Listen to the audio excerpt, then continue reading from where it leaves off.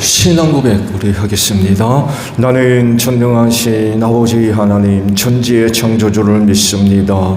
나는 그의 유일하신 아들 우리 주 예수 그리스도를 믿습니다. 그는 성령으로 잉태되어 동정녀 마리아에게서 나시고 본디오 빌라도에게 고난을 받아 십자가에 못 박혀 죽으시고 장사된 지 사흘 만에 죽은 자 가운데서 다시 살아나셨으며 하늘에 오르시어 전능하신 아버지 하나님 우편에 앉아 계시다가 거기로부터 살아있는 자와 죽은 자를 심판하러 오십니다. 나는 성령을 믿으며 거룩한 공교회와 성도의 교제와 죄를 용서받는 것과 몸의 부활과 영생을 믿습니다. 아멘. 545장 부르시고 말씀을 봅니다.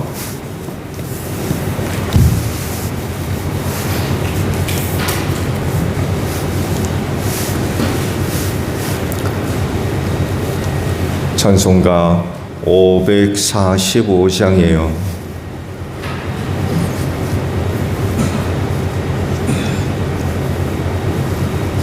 이 눈에 아무 증거하니 배워도 믿음만을 가지고 선을 걸으며 이 귀에 아무 소리하니 들려도 하나님의 약속 위에 서리라. 걸어가세 믿음 위에 서서 나가세 의심 버리고 걸어가세 믿음 위에 서서 눈과 귀에 아무 증거 없어도 이 눈이 보기에는 어떠하든지 이미 얻은 증거대로 늘 믿으며 이 맘에 의심 없이 살아갈 때에 우리 소원 주 안에서 이루리. 걸어가세 믿음 위에 서서 나가세 의심 버리고 걸어가세 믿음 위에 서서 눈과 귀에 아무 증거 없어도 주님의 거룩함을 두고 맹세한 주 하나님 아버지는 참 미쁘다. 그 귀한 모든 약속 믿는 자에게 능치 못할 무슨 일이 있을까. 걸어가세 믿음 위에 서서 나가세 의심 버리고 걸어가세 믿음 위에 서서 눈과 귀에 아무 증거 없어도. 요한복음 6장 41절에서 59절까지 저와 교독을 하죠.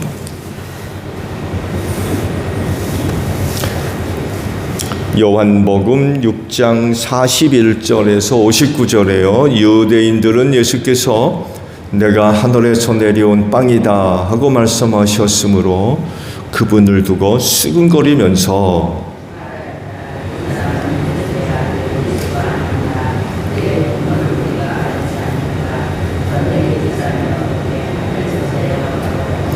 그때 예수께서 그들에게 말씀하셨다. 서로 수근거리지 말아라.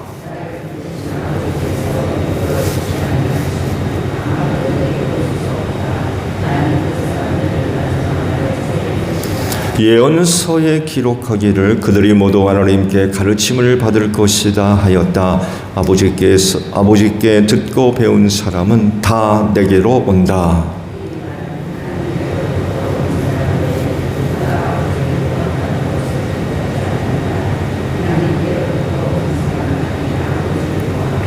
내가 진정으로 너희에게 말한다. 믿는 사람은 영생을 가지고 있다.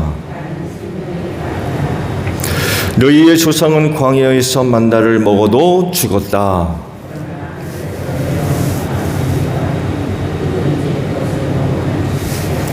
나는 하늘에서 내려온 살아있는 빵이다. 이 빵을 먹는 사람은 누구나 영원히 살 것이다. 내가 줄 빵은 나의 살이다. 그것은 세상에 생명을 준다.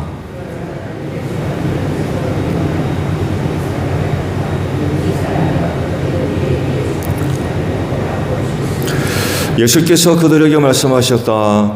내가 진정으로 너희에게 말한다. 너희가 인자의 살을 먹지 아니하고 또 인자의 피를 마시지 아니하면 너희 속에는 생명이 없다.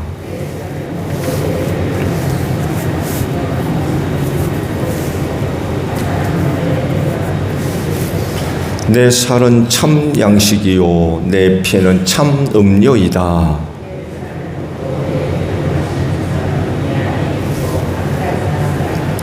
살아계신 하나님께서 나를 보내셨고 내가 아버지 때문에 사는 것과 같이 나를 먹는 사람도 나 때문에 살 것이다.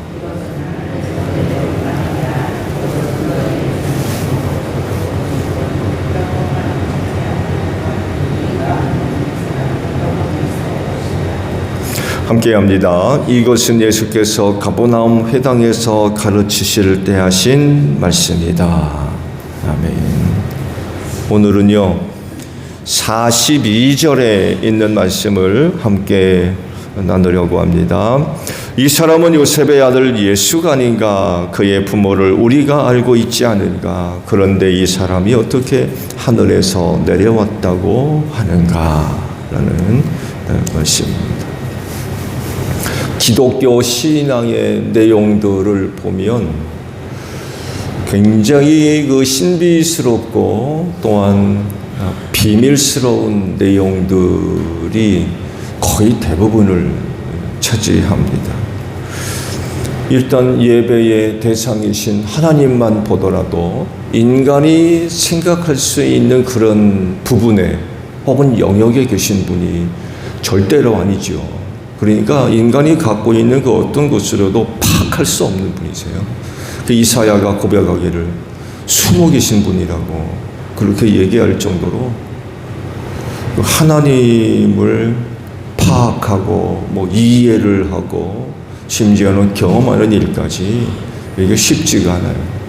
또 사실 인간의 이해 영역 안에 그 신이 있다고 그러면 그게 신입니까? 신이 될 수가 없죠. 그래서 우상 숭배가 문제인 거예요. 사람 손으로 만들어 온 게 이거 신입니까? 그렇잖아요. 눈에 보이고 만져지고 얼마든지 인간의 경험이라고 하는 혹은 이해라고 하는 그 영역 안에 파악이 되거든요. 어느 정도에서 심계는 누구 하게 되면 벌써 눈에 보이는 우상이 있잖아요. 근데 하나님은 인간이 파악할 수 있고 또 이해할 수 있는 그런 그 영역에 계신 분이 아니라 차원을 달리하는 그런 곳에 계시기 때문에 우리가 그 차원에 이르지 않고서는 하나님을 파악할 수가 없죠. 그래서 기독교의 그 신앙의 내용들을 보게 되면 참 신비한 것들이 너무 많이 있어요. 눈에 보이는 것 혹은 경험되어지는 것들을 말로 표현할 수 있는 그런 그 부분들도 있지만 그렇다고 해서 그걸 설명할 수 있다? 그건 거의 불가능하죠. 근데 그럼에도 불구하고 인간을 자꾸 보려고 그래요. 보여달라고 그래요. 보면 믿겠다는 거죠. 근데 영으로 계신 하나님을 사람의 눈으로 볼 수 있습니까? 볼 수가 없죠.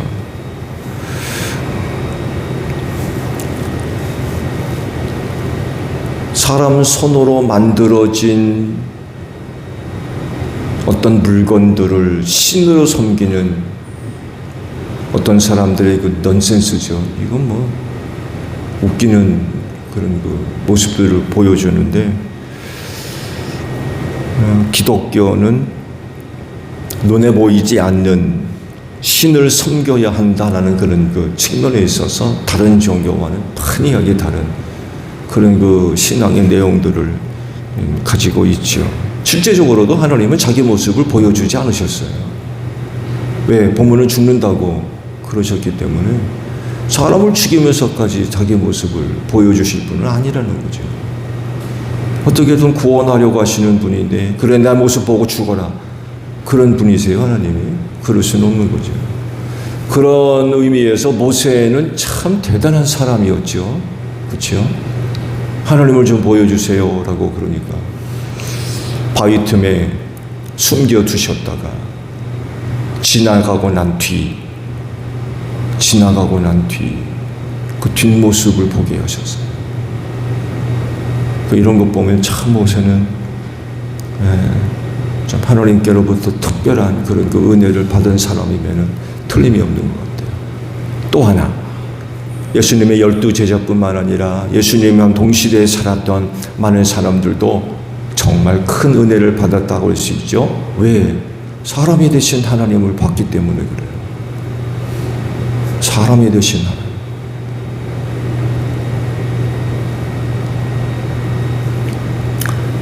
그런데 참 이상하죠. 그렇게 많은 사람들이 예수의 모습을 봤을 텐데 성경 어디를 봐도 특히 복음서 어디를 보더라도 예수님의 키가 얼마고 살갗 피부색이 어떻고 머리카락색이 어떻고 눈동자의 색은 어떠며 예수님의 어떤 외모향에 대해서 기록한 게 하나도 없어요. 누가 많이 예수님의 어린 시절을 짤막하게 기록하고 있죠. 그것 이외에 보게 되면 예수의 어떤 외형적인 모습에 관해서 기록하고 있는 게 없어요. 다른 그 동시대에 예수를 경험했던 몇몇 사람들이 예수의 모습을 보고 기록한 그런 그 글들이 있지만 그건 성경이 아니잖아요. 성경이 아닌 이상 우린 그거를 전적으로 받아들이긴 곤란하죠. 그렇죠? 여러분도 조심하셔야 돼요. 요즘은 뭐 정말 별의별 이야기들이 다 나오고 있는 것 같아요. 그래서 뭐 아시듯이 우리가 믿고 알아야 할 모든 것은 성경 안에 있지 성경 밖에 없습니다. 그 여러분들이 조심하셔야 돼요. 있는 대로 뭐 전부 다 받아들이고 누가 어떻더라 저기가 어떻더라 그렇게 하시면 절대로 안 됩니다. 성경 이외의 것은 우리가 절대로 믿을 수 없는 것들.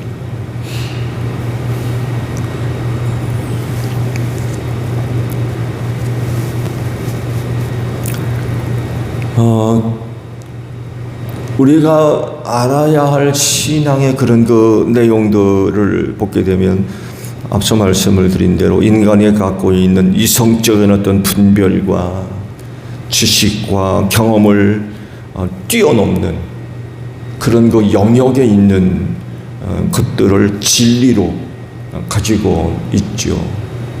그러다 보니까 이 진리라고 하는 것을 믿는 게 이게 쉽지가 않은 거예요. 그래서 어떤 사람들은 이런 그리스도인을 이해를 못해요. 본 적도 없고 들은 적도 없고 만난 적도 없고 그러는데 믿는다고 그러니까 그런 신앙생활하는 그리스도인을 이상한 사람 취급해요. 이상한 사기꾼이니 뭐 거짓말쟁이니 뭐 별의별 말 다.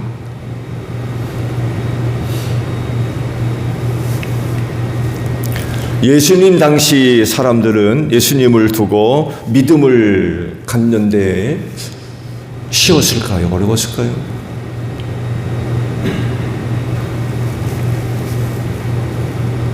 저들 눈앞에 사람이 되신 하나님이 계셨는데 그런 예수를 믿는데 어려웠을까요? 쉬웠을까요?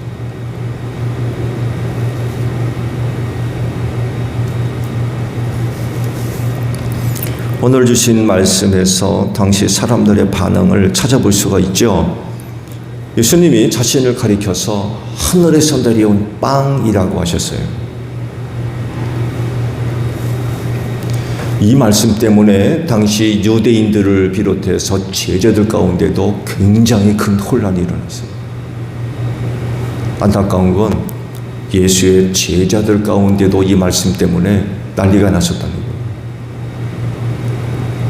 예수 제자 하면은 예수께서 가르치시고 또 보여주는 그런 것들을 통해서 믿고 배우고 따르는 사람들인데, 그런 사람들조차도 이 말씀 때문에 굉장히 혼란스러운 그런 그 일들이 일어났다는 것입니다. 그래서 나는 하늘에서 내려온 생명의 빵이다 라는 이 말씀은 그 당시 어떤 사람들에게 있어서는 이건 뭐 정말 받아들일 수 없는 그런 그 말씀이 되었던 거죠.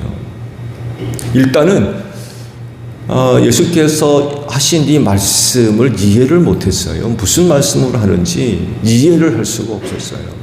근데 오늘 우리는 이해를 하죠. 예수께서 왜 이런 말씀을 하셨는지, 이게 무슨 의미를 갖고 있는지 우리는 알아요. 근데 예수께서 처음 이 말씀을 그 당시 사람들에게 하셨을 땐 거의 대부분의 사람들이 이게 뭐지? 이게 뭐야? 이렇게 돼버렸어요.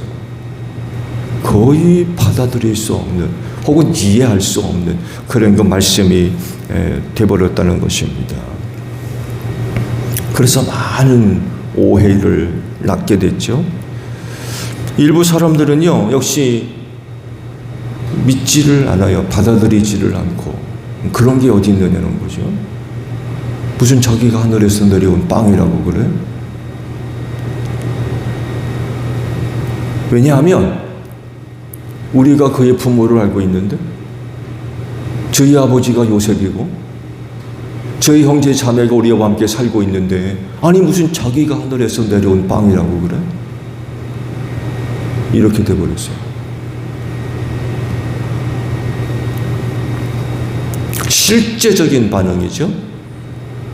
실제적인, 사실적인.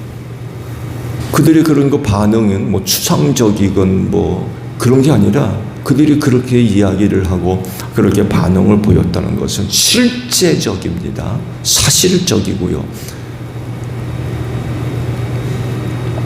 그들의 눈으로 보고 귀로 듣고 만져질 수 있는 사실적인 그런 그 내용이고 실제적인 그런 그 상황이거든요. 이런 실제적인 상황 속에서 예수께서 나는 하늘에서 내려온 빵이다라고 그럴 때에 그 예수 믿는 거 쉽습니까?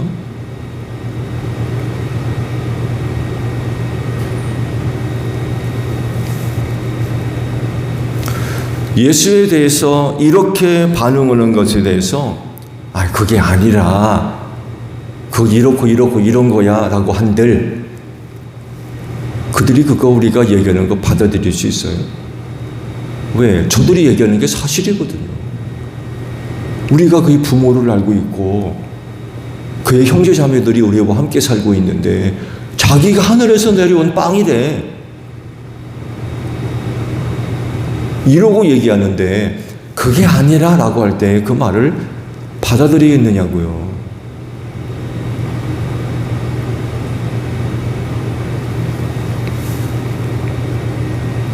결국 예수님을 믿는 것을 방해하는 이런 여러 가지 것들을 하나씩 제거해야 되는데, 이게 쉽지가 않은 거예요. 이게.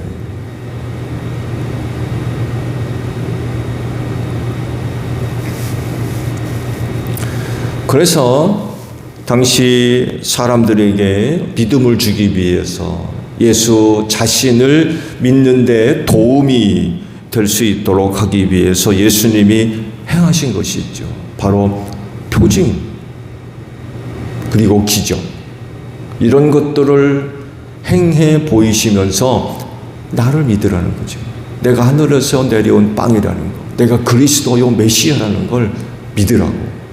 그런 것들을 행해 보이셨어요. 여러분, 예수님은 의사가 아닙니다. 예수님이 병 고치는 의사예요?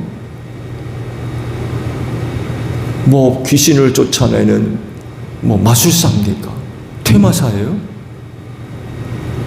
아니면 남들이 알지 못하는 것들을 가르치는 교사입니까?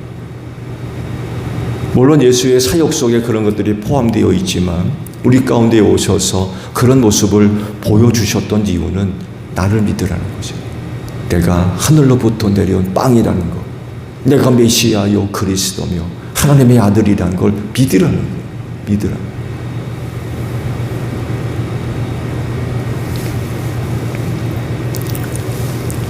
그래서 니고데모가 그 밤중에 찾아와서 예수한테 뭐라고 고백을 합니까? 랍비님, 우리는 선생님이 하늘로부터 하나님께로부터 오신 분임을 믿습니다.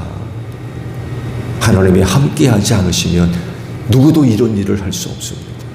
니고데모는요, 예수께서 행하신 표징을 보고 아, 이분이 하나님께로부터 오신 분이구나 라는 것을 믿게 됐다는 거예요. 왜? 아무나 할 수 있는 일이 아니거든요.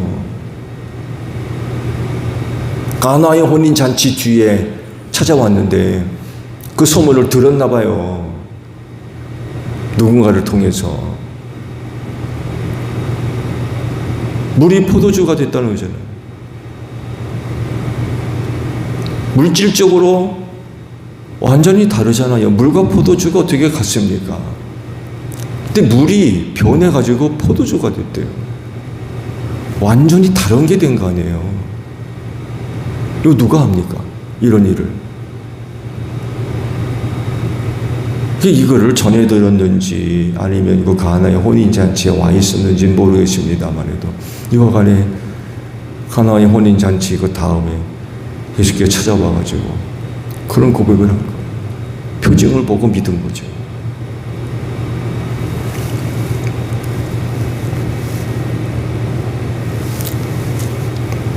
기적도 마찬가지죠.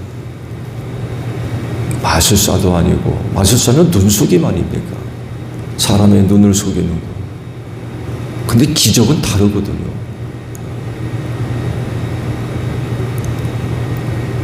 물 위를 걸으시고, 오병이어의 기적, 죽은 나사로 살리시고, 병든 자를 고치시고,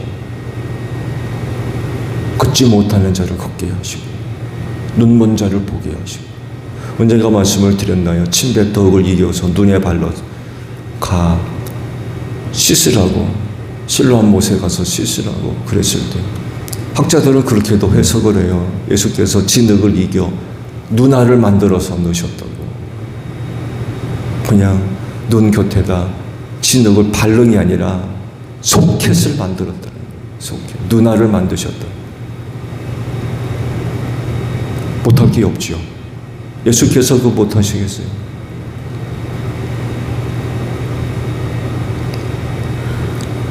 마술사의 눈속임과는 차원이 다른 거죠.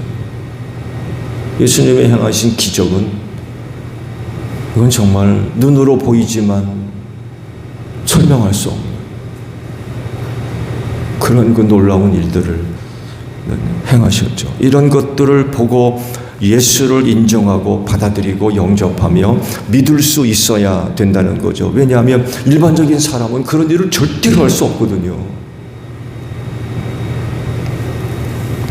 하나님께로부터 오신 하나님의 외아들 예수였기 때문에 그게 가능했던 거죠. 그래서 당시 사람들은 이런 것들을 통해서 예수를 인정하고 믿고 영접하는 그런 그 모습들이 있어야 되겠죠. 그런데 보면 꼭 그런 것만은 아니었던 것 같아요. 아무리 보여줘도 저들의 입으로 오병이어의 떡을 먹고 물고기를 먹고 해도 안 믿는 사람은 안 믿더라는 거예요. 예수님을 찾아 다니는 사람들이 가버나움에서 예수를 만났다고 그러잖아요. 근데 예수가 뭐라고 그러세요? 너희들이 표징을 보고 나를 따라온 게 아니라 뭐라고요? 떡 먹고 배불러서 나를 찾는 거예요.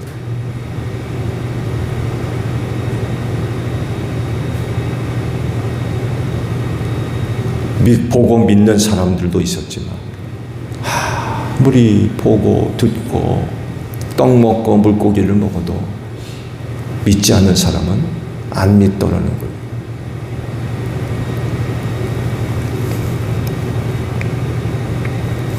이런 것들을 볼 때 결국 그 한 사람에게 믿음이 자리를 하고 믿음이 발생하고 또 믿음이 생기는 것은 정말 하나님의 은혜라고 밖에는 설명이 안 되는 것 같아요.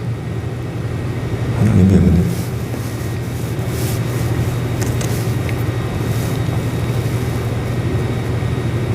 그래서 나는 생명의 빵이다라는 그런 말씀을 하시면서 37절에 그런 말씀도 하죠. 아버지께서 내게 주시는 사람은 다 내게로 올 것이요 또 내게로 오는 사람은 내가 물리치지 않을 것이다.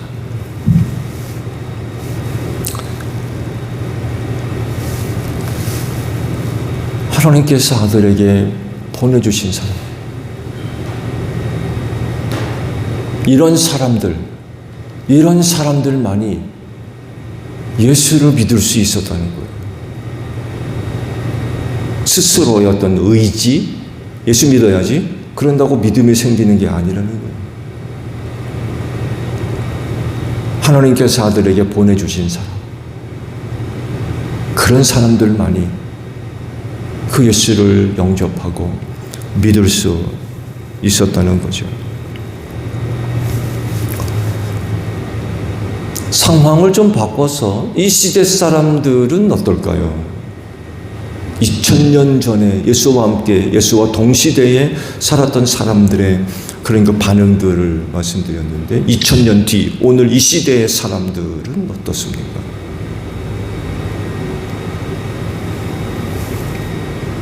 오늘 이 시대의 사람들도 예수님을 인정하고 시인하며 영접하고 믿는 데 있어서 어떤가요? 2000년 전과는 판이하게 다르죠. 일단 예수가 없어요. 하늘에 올라가셨기 때문에 우리와 같이 계시지 않아요. 그렇다고 그러면 제일 먼저 걸리는 부분이 뭐예요? 눈에 안 보여요. 2000년 전에는 저들과 함께 생활하셨기 때문에 눈만 뜨면 보잖아요. 찾아가면 들을 수 있고 만날 수 있고 따라다니면 표징도 보고 기적도 보고 그분이 행하시는 기적을 통해서 빵도 먹어보고 물고기도 먹어보고 일단 그런 예수가 우리 눈에 보이지를 않아요. 함께 계시지를 않는 거죠. 그러면 이 시대를 사는 사람들은 예수를 믿는 데 있어서 훨씬 더 불리할까요?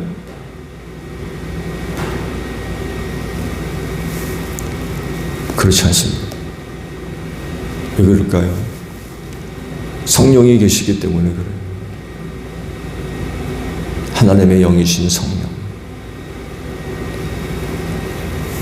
성령께서 우리로 하여금 믿게 하시고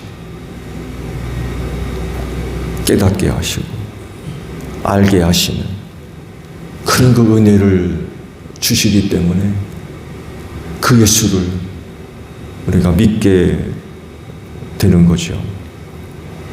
구원받을 사람이라고 하면 성령께서 그 사람 안에 들어가 그 마음 속에 그 심령 안에 좌정하사 성전 삼아 내주하심으로 더우시는 그런 그 은혜들을 베풀어 주시는 거죠. 눈을 열어 보게 하시고 남들이 보지 못하는 것들을 보게 하시는 거죠.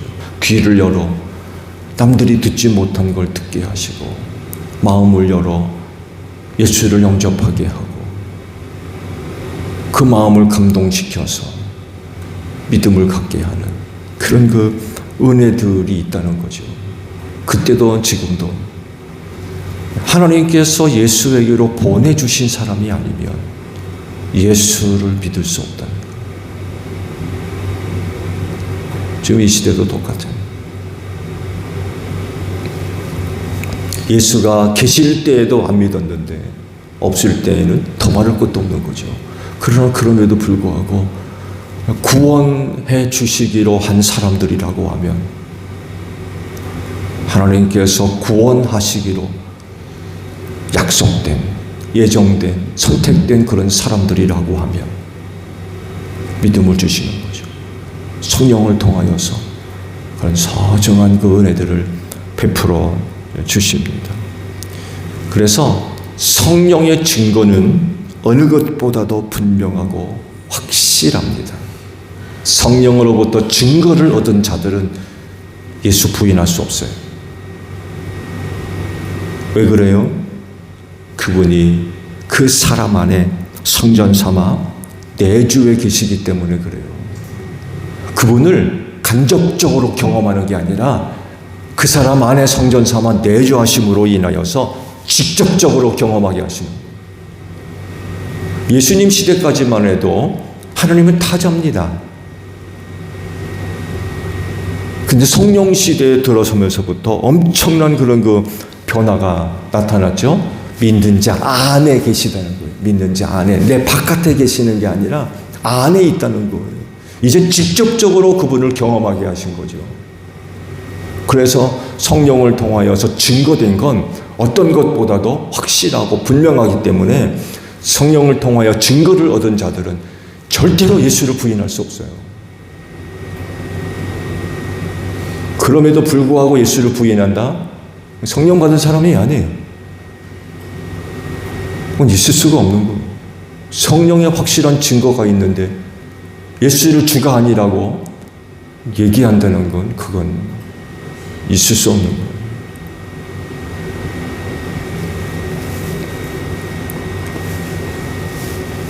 광야 이스라엘 백성을 두고 하신 말씀 중에 하나가 있죠. 너희는 광야 이스라엘 백성들과 같이 마음을 완고하게 하지 말아라. 그런 말씀을 하세요. 다르게 표현하면 마음 닫아 걸고 빗장 질렀다는 얘기예요. 완고하게 하지 말라는 거예요. 문 닫아 걸고 빗장 지내놓으면 받아들일 수 있어요? 안 받아들이지. 걸어 잠궜는데. 또 다르게 표현하면요, 마음 악하게 먹었다는 얘기입니다. 완고하게 하지 말라라고 하는 것은 그 마음을 악하게 먹었다는 것이고요. 그 마음을 부정적인 것으로 만들었다는 이야기예요. 이런 상태가 되니까 어떤 일들이 벌어지느냐. 그날 이른 아침 일어나서 만나를 거두어 들여서 빵도 해먹고 뭣도 해먹고 부쳐먹고 지져먹고 저들의 입에 만나로 만든 음식을 먹으면서도 하나님 말씀에 순종하려고 하지 않아요. 그거 음식해서 먹으면서 원망하고 불평하고 불순종하고. 왜? 마음이 완악해져서 그래요.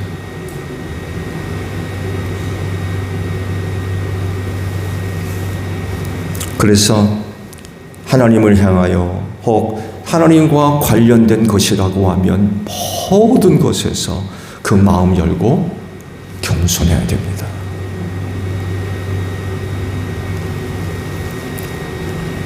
부정적인 것이라고 하면 어떤 것도 그 마음속에 만들어져서는 안 돼요. 하나님과 관련된 것이라면 어떤 것이라도 우리 마음속에 부정적인 것들이 만들어져서는 안 됩니다.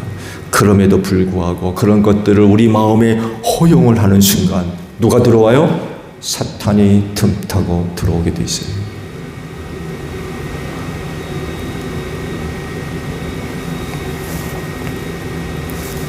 나중에는 걷잡을 수 없는 지경까지 이를 수 있어요.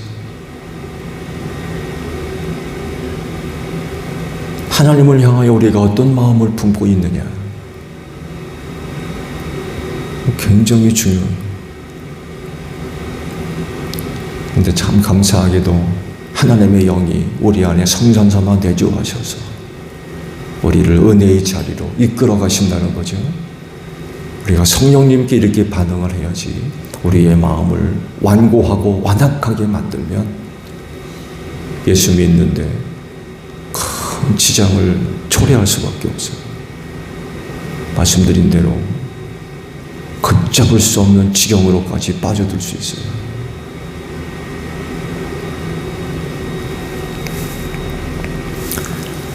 예수님? 이라고 물음을 한다면 요셉의 아들 맞습니다. 맞죠? 예수님 하게 되면 요셉의 아들 맞아요. 틀린 거 아닙니다. 이뿐만이 아니라 그의 형제 자매들도 있어요. 그렇지만 그럼에도 불구하고 예수님은 하늘에서 내려온 빵인 줄로 믿습니다. 하나님의 외아들이요 사람의 몸을 입으신 하나님이심을 우리는 믿습니다. 요셉의 아들일지라도 그의 형제들이 이 땅에 우리와 함께 살고 있다 할지라도 그분은 하늘로부터 내려온 하나님의 독생하신 아들 예수 그리스도임을 믿습니다. 왜냐하면 성령께서 믿게 하세요. 성령께서 믿게 하세요. 그래서 성령이 이런 증거를 받은 사람들은 두 번 다시 예수를 부인하지 않게 됩니다. 사실이기 때문에. 확실한 증거 이만한 게 없어요.